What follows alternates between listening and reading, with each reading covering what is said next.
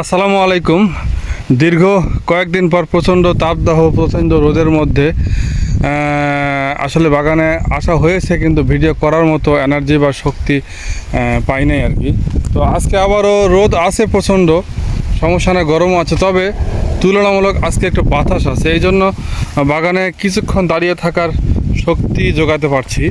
তাই একটা ছোট্ট ভিডিও করছি আপনাদের জন্য। এইগুলো হচ্ছে বাড়িভোর আম।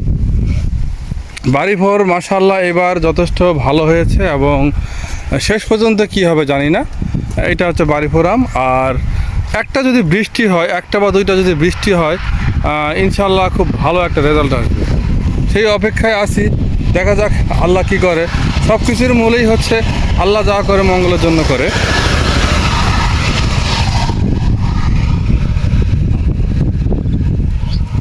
সব কিছুই নির্ভর করে আল্লাহর উপর। আল্লাহ যা করে মঙ্গলের জন্য করে, এটা সবসময় মানি, সবসময় বিশ্বাস করি। সেই বিশ্বাস নিয়েই এতদিন পর্যন্ত এগোতেই আছি, থেমে থাকিনি। ভালো চলছে, ভালো আছি আলহামদুলিল্লাহ।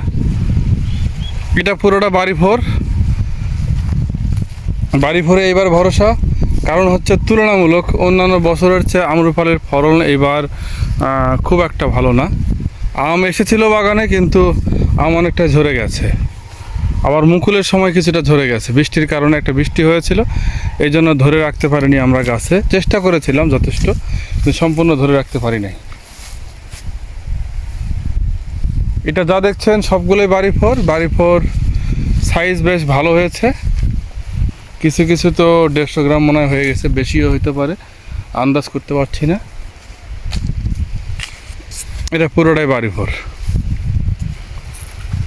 এই প্রজেক্ট কম বেশি 35 থেকে 36 বিঘার প্রজেক্ট। এখানে বাড়িভোর, আম্রপালি, গরুমতি, এই তিনটা জাত আছে এখানে। তো এবার বাড়িভোরের ফলন বেশ ভালো, তারপর আম্রপালি আর গরুমতি এবং ব্যানানাটা তুলনামূলক কম আছে।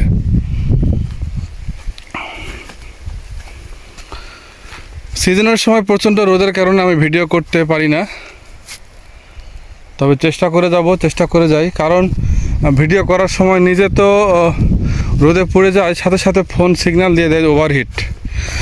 তার মানে ফোন ওভারহিটের কারণে ফোন অফ হয়ে যাবে, ক্যামেরা রান করতে দেবে না। এইটা হচ্ছে বাড়িভোর বেশ ফলন ভালো।